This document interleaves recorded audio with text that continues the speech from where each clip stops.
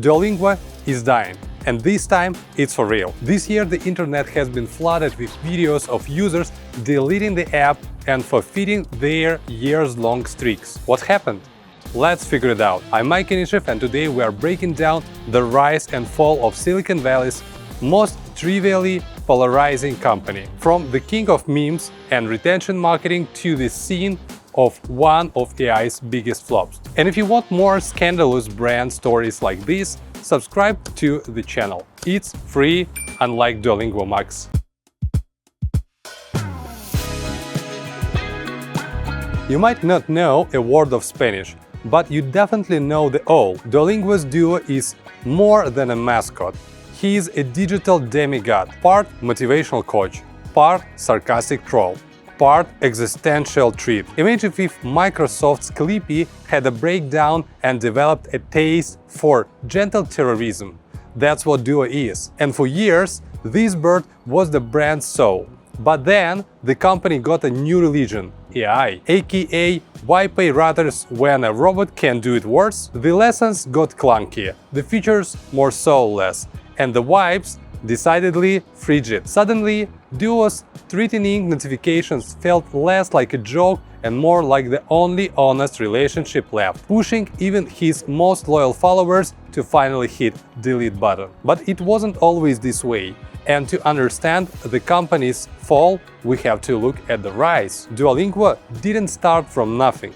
Its founder, Luis van Ahn, was the architect behind CAPTCHA and reCAPTCHA. Its true purpose wasn't just security, it was to harness unpaid human labor, to label data and train AI models every time we verified we were human. Luis sold this genius scheme to Google in 2009.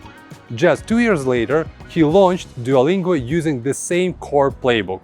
Get free labor from users, but make them think they are customers. The original idea was clever. Users would practice by translating real documents for paying clients, effectively turning eager learners into an unpaid translation workforce. But the model wasn't that successful. And to his credit, Luis hated the idea of ads, subscriptions, and in-app purchases. His investors? Not so much. Soon, he succumbed to the pressure. In 2015, they added ads to the app.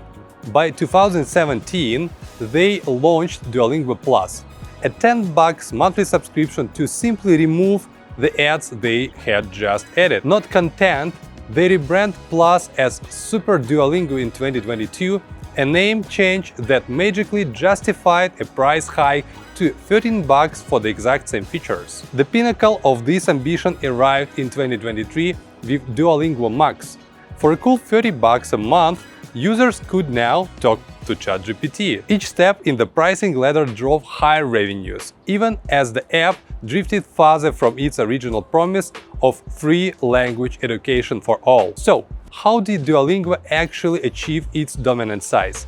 Let's be honest, not true pedagogical brilliance. Its real secret weapon was a feathered green mascot, a digital drill sergeant named Duo. This all became the core of Duolingo's brutally effective user acquisition and retention strategy. As the #1 downloaded educational app in the world, Duolingo hit a wall in 2018. Their daily engagement was sleeping.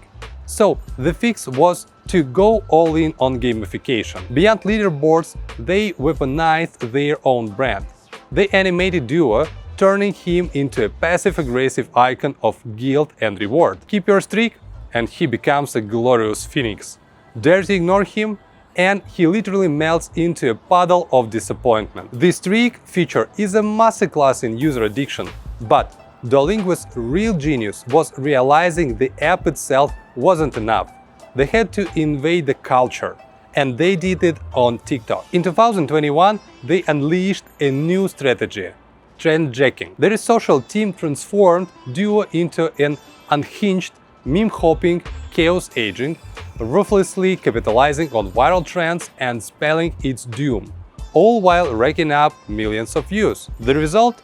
A stratospheric rise from language app to household name. The numbers say it all.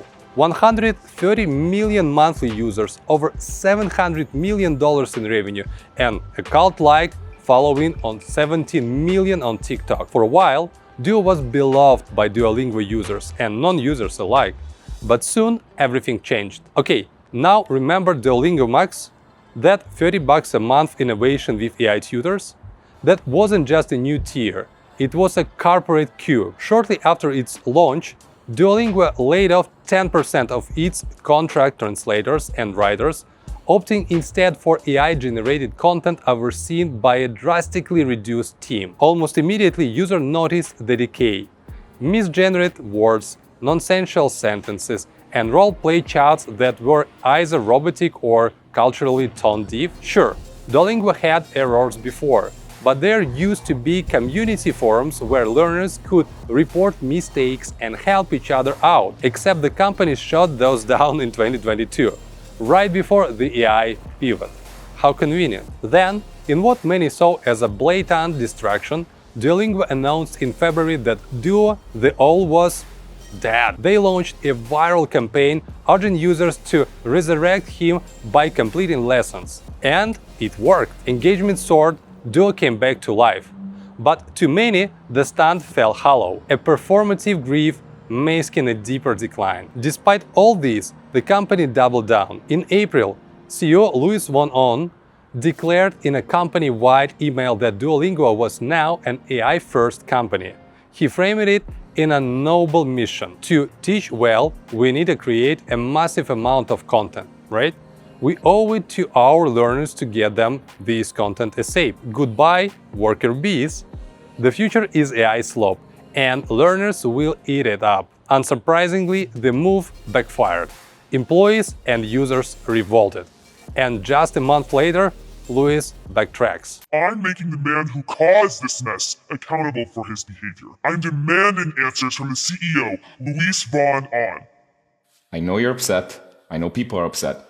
I want to make this right, and I'll answer any questions you may have. The message was clear. AI is the future, even if it meant throwing quality, nuance, and jobs out of the window. Duolingo has faced mounting criticism ever since. This year, it seems green apps are falling out of favor. Am I right, T? If you didn't catch that joke, you should definitely check out my recent video on the downfall of the T app. But let's move on the biggest misconception about Duolingo. This app wasn't engineered to make you fluent.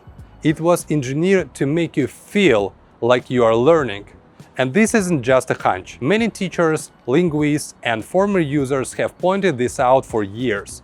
Yes, you'll learn some vocabulary. Yes, you'll memorize some phrases. But could you actually navigate a conversation with a native speaker? Unlikely. Even Luis von Ahn has admitted Duolingo's ceiling. At most, it gets users to an intermediate level, enough to get by, but far from fluent. So, if it's not a top-tier teacher, what is it? It's a game. A brilliantly designed slot machine for language, complete with XP, leaderboards, streaks, badges, and gems. It has more in common with Candy Crush than a classroom. And that's not a bug. It's the entire point. A significant portion of people use Duolingo because it turns language into a learning game. And that's the problem. It's too good at being game. The app's biggest failure? It teaches you to pass levels, not to speak a language. You learn too much words, but not how to use them in the real world. There is no nuance, no culture, just endless tapping. So, that 365-day streak? Congrats! You've mastered opening an app. But with lessons now full of mistakes, the question isn't whether you are learning.